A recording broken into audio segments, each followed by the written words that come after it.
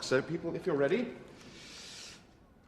let's quit. We are the kings of campus! What's this? What's this? It's him.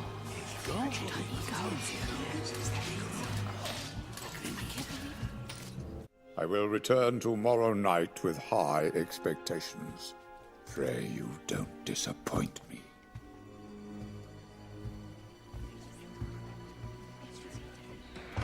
Hello everyone and welcome to this Death of Superman Lives What Happened review. Signed copy too. So the Death of Superman Lives What Happened is a documentary directed by fellow YouTuber John Schnepp. He's over on the Collider video channel. And it's about the untold story of a Superman movie that didn't get made. This Superman movie would have been directed by Tim Burton and would have starred Nicolas Cage as Superman. Now this is the picture right here that got put on the internet of what people would have thought this movie would have looked like. And the internet went crazy. They all thought that this would have been an absolute terrible idea, worst idea ever, and most likely just a terrible, terrible Superman movie. But what actually happened, and this movie brilliantly shows, is that no, that picture isn't what Superman would have looked like. That right there, that's what it would have looked like. And that's Nicolas Cage in the not finished but almost finished Superman costume that this movie would have shown us. Superman Lives was basically written by three different screenwriters: Kevin Smith, Wesley Strick, and Dan Gilroy. All three scripts revolved around the same story, basically taken from the comic book series The Death of Superman, where Superman fought the villains Lex Luthor, Brainiac, and the killing machine Doomsday.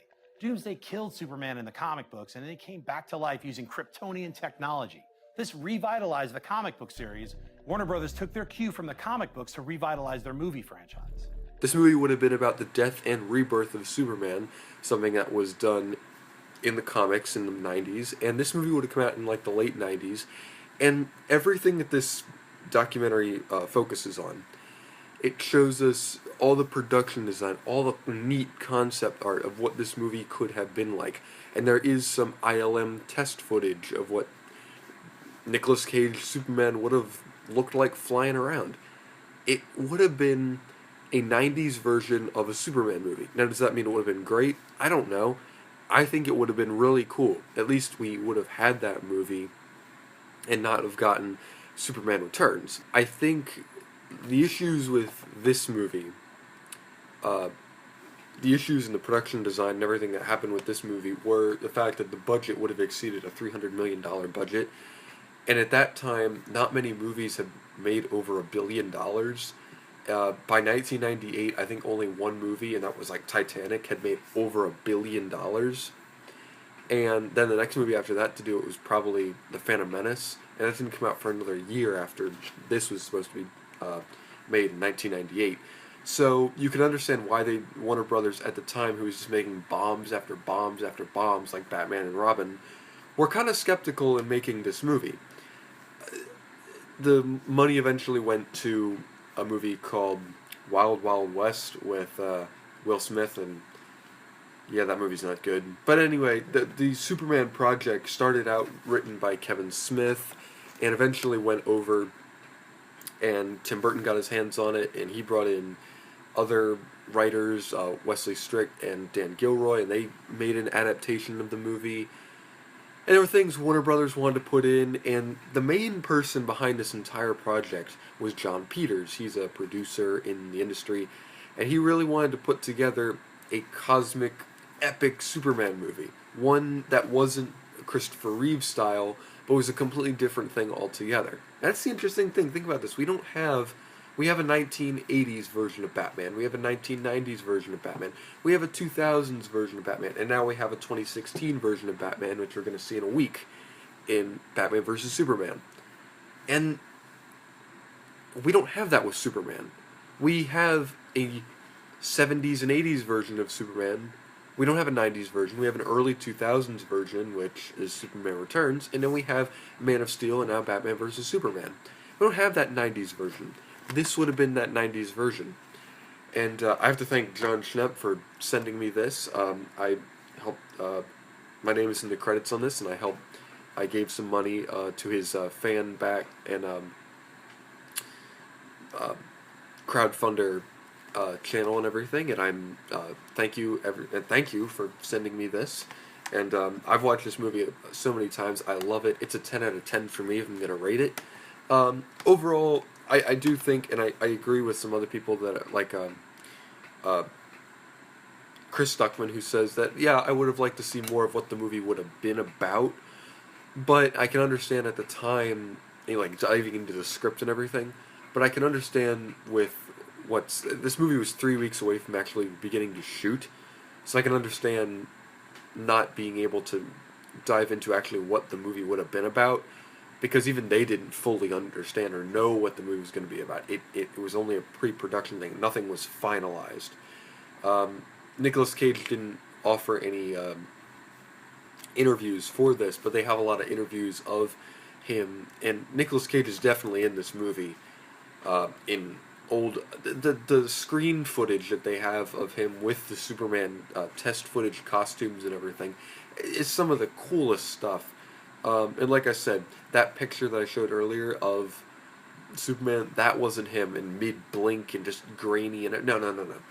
This picture right here is what it would have looked like. And I think it would have looked really cool. Would it have been weird and just crazy? Well, yeah, but it would have been so neat. And it would have been something we'd still be talking about today. Heck, we are talking about it because a movie got made about it. In the end, this is a fantastic documentary, a fan-made documentary about an interesting subject, and I think it would have been an interesting movie, something that we'd be talking about for years to come. Something else this movie would have talked about was our perceptions on what the Superman character is. When people first found out that Michael Keaton would to play Batman, nobody was happy about that. Then they saw the movie, they liked it.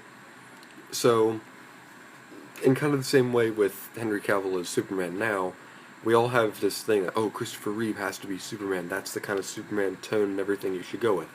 This movie talks about that, and when people see a picture of Nicolas Cage's Superman in mid-blink, they automatically look at it and are like, well, that's a terrible idea. Why would you do that? Why would you go away from these other, older version kinds of movies? And that's something that this movie talks about. This movie talks about how anyone could play these characters, and that it's not, look, Ben Affleck got flack for now being Batman. So, that's the way it is. And Tim Burton even talks about that in the movie. It's really interesting. And something I really enjoyed about watching this was it affirmed what I believe, is that, one, anybody can play these characters as long as they do it correctly, and it works. Like, Nicolas Cage could have been Superman, and that would have worked if the movie itself was good. And it's not just Christopher Reeve that has to be Superman, not just Christian Bale that has to be Batman. It's anyone can play these characters, and I think our own perceptions, and Spider-Man is another example of that. Like, people were up in arms that, a new Spider-Man was being made. I was too, but then when they made the Andrew Garfield Spider-Mans, I was like, well, that first one's alright. I like the second one. Most people don't, but I like the second one. And it's this whole thing of, well, the original's great, why remake it? Well, because they need to keep retelling these stories, and I think that's important. And especially with the Superman movies, it's not only Christopher Reeve that can be Superman. Christopher Reeve may be the best Superman, in your opinion, but it doesn't mean that, Henry Cavill or Brandon Routh or Nicolas Cage couldn't play Superman. It's that anyone can play Superman. And I think it would have been really cool to see this movie come to fruition, and it would have been so cool. Unfortunately it didn't, and we have only a documentary to talk about it, but I think the fact that we had the documentary is so cool. My parents, for example, loved the fact that Christopher Reeve was Superman. I like Christopher Reeve Superman, but I understand it's not perfect, it's not a great movie, it's an okay movie. It's what it is. But, it's what it is. It's not a great movie, it's okay. I personally like Man of Steel. Of all the Superman movies, I like Man of Steel the most. What this movie really shows is, because in the beginning they go to, he's at like John Schnepp's at like a Comic-Con event, and he shows them, he asks them, what do you think about Nicolas Cage playing Superman? I don't know if he'd be able to pull it off or not, but it would have been interesting. It's one of those, you know, what ifs. I saw some of the artwork, and it just didn't fly with me. There's nothing about his face that fits. Nothing about his voice that fits that deep Superman voice that you can trust. It just seems kind of hilarious. I'm like, I'm sorry, guy, no. People have this preconceived notion of what Superman looks like and what he has to be. Doesn't have to be anything. He could be anybody. And that's the point that this movie, I think, really makes, and that it works so well together. And that's why I really, really like this movie. It affirms something that I know and I really like. That just because there's a reboot doesn't mean, oh, I'm not going to watch that reboot or anything. Okay. Look, I really like the Christopher Nolan Batman movies, but I'm going to go see Batman vs. Superman so amped and excited for this new Batman because I really like the character, and I just want to see more of that character. Overall, guys, this movie is brilliant. I really enjoyed this documentary. If you haven't checked out some of John Schnepp's stuff, whether it be this or the stuff that he does over on Collider, go check him out. He's a really neat guy, and that's the cool thing about movies like this. You can help make movies, and you can help, you know, put input into the industry by just crowdfunding and fan backing people, by just giving them money. I gave like about $150 and everything, and I ended up getting this and a poster and a t-shirt and stuff like that, and it's just some really cool stuff that you can get. And I've watched this a ton of times. I'm definitely going to show it to some of my friends and everything. I'm so glad I was able to get it. It's a signed copy. So overall, I'm just really, really happy that I was able to be a part of this project. And thank you, Mr. John Schnepp. Thank you so much for this.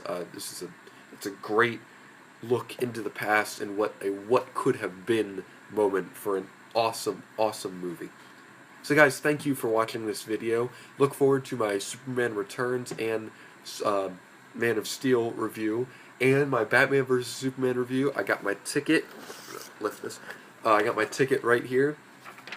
I'm going to go see it on Thursday night, and I am so, so happy that I am just about done this. I'm not going to be able to do Superman 2, 3, and 4, but I will do those the week after Batman vs. Superman. I'm sorry I'm not going to be able to get to those right now. I have to go watch those movies, so it's going to be a rough watch. But again, guys, thank you for watching this video. Go back and watch all my other Superman and Batman videos. And as always, guys, thank you for watching, and I will see you all next time. Goodbye.